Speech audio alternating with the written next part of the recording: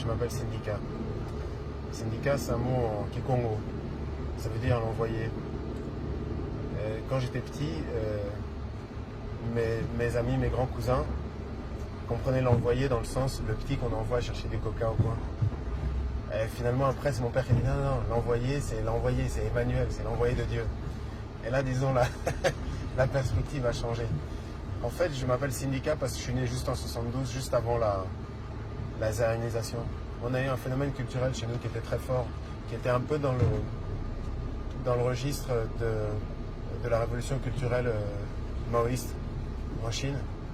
Et là où la décision politique qui avait été prise à l'époque, c'était d'abord une forme d'égalitarisme, c'est-à-dire tout le monde allait à la même école et tout le monde allait en uniforme. Les garçons n'avaient plus le droit de porter, et les hommes n'avaient plus le droit de porter des cravates. Les filles n'avaient plus le droit de porter des pantalons. Et on n'avait plus le droit à des prénoms chrétiens. Et mine de rien, c'est quand tu le remets dans la perspective historique, et que maintenant qu'on a fini l'ère Mobutu et qu'on est passé au XXIe siècle, peut-être il y a une dimension ridicule, mais en fait ça a marqué toute une génération.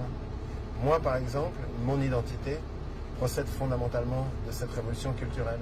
Et même si le projet politique a abouti à un échec, c'est quelque chose que je porte en moi.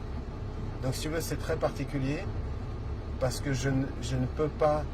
Pour moi, le contexte historique, la manière dont je me situe par rapport à là d'où je viens, les gens qui étaient là avant moi, les combats qui ont été menés avant moi, c'est un truc qui est fondamental et qui m'a marqué. Syndicat, c'est intéressant. J'ai décidé tous mes enfants ont des prénoms africains. Mon premier fils s'appelle Yenge. Yenge, c'est en kikongo, ça veut dire le bonheur. Ma fille s'appelle Haïlé. Haïlé, c'est un nom éthiopien. C'est un nom de l'empereur d'Éthiopie, Haïlé Sélassié. C'est un nom de garçon et un nom qui veut dire le grand. Donc il y a un prénom qui est très fort, mais avec en même temps une esthétique qui est très féminine. Et mon dernier fils s'appelle Kwame. Kwame, le nom me plaisait, mais Kwame Nkrumah, c'est le premier noir qui a fait son indépendance sur le continent africain, disons, en dehors d'Haïti. Et donc tu as grandi à Kinshasa, dans quel quartier? Non, j'ai pas grandi à Kinshasa. Je suis né à Kinshasa, dans la clinique danoise. Ma mère est danoise, elle était infirmière. D'ailleurs, c'est intéressant, ma mère s'est fait virer de la Croix-Rouge danoise parce qu'elle sortait avec un noir divorcé.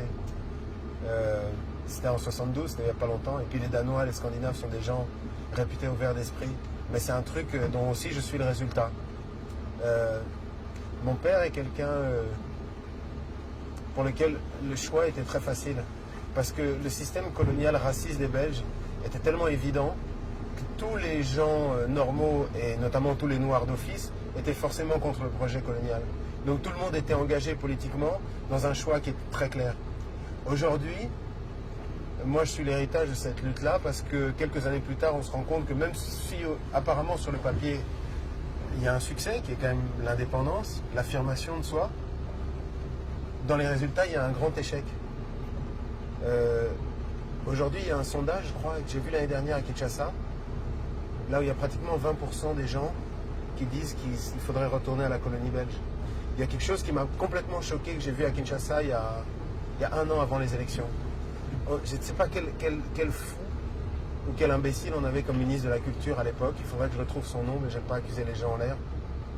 Je suis arrivé à Kinshasa, j'ai vu qu'ils étaient en train de porter la statue du roi Léopold sur son cheval et ils voulaient la remettre. Et ils l'ont remise au bout de sur nos Champs-Élysées à nous, sur notre place de l'Étoile à nous. Et je crois en bout de la matinée, ils ont dû l'enlever. Mais c'est de dire quand tu perds la dimension historique, dans quel genre de danger est-ce que tu te retrouves? Et ça, c'est quelque chose que cette expérience du passage un peu brutal et assez raté finalement entre le Zaïre et le Congo démocratique. Là, on a dit en 96, on est libéré. Si on est libéré de notre histoire, c'est-à-dire s'il s'agit de renier tout ce qu'on a vécu et tout ce qu'on a tenté sous l'époque Mobutu, et même avant, j'ai l'impression que Mobutu a voulu renier un peu l'époque Lumumba et de l'indépendance, là où lui n'était pas vraiment au top. Ensuite, Kabila père a voulu renier Mobutu. Quelque chose que je trouve intéressant maintenant qu'on est en train de vivre dans le Congo contemporain, c'est qu'on a un président Kabila, Joseph Kabila Kabange, qui a mon âge, il a 35 ans, 36 ans. Il a pris comme Premier ministre le vieux Gizenga, qui était le bras droit de Lumumba, donc pire ennemi de Mobutu. Et il a pris comme deuxième personnalité du gouvernement le fils aîné de Mobutu. Et si tu veux, c'est porteur d'espoir. C'est-à-dire ça y est, il y a un terreau fertile. On a fait un déblocage institutionnel. Mais maintenant, il faut savoir culturellement qu'est-ce que ça nous apporte et est-ce que cette prise de conscience s'opère. Et une fois qu'elle s'est opérée, vers où on se projette. Et je crois que c'est ça, en fait, le phénomène déclencheur, peut-être ce qui a donné de la valeur ajoutée à la démarche de collectionneur. Ce qui fait que je ne peux pas être qu'un collectionneur. Dans l'approche que j'ai de la culture, j'ai une forme au-delà de la dimension égoïste et au-delà de la dimension esthétique, il y a une prise de conscience historique et donc, en conséquence, il y a forcément un positionnement politique, si tu veux.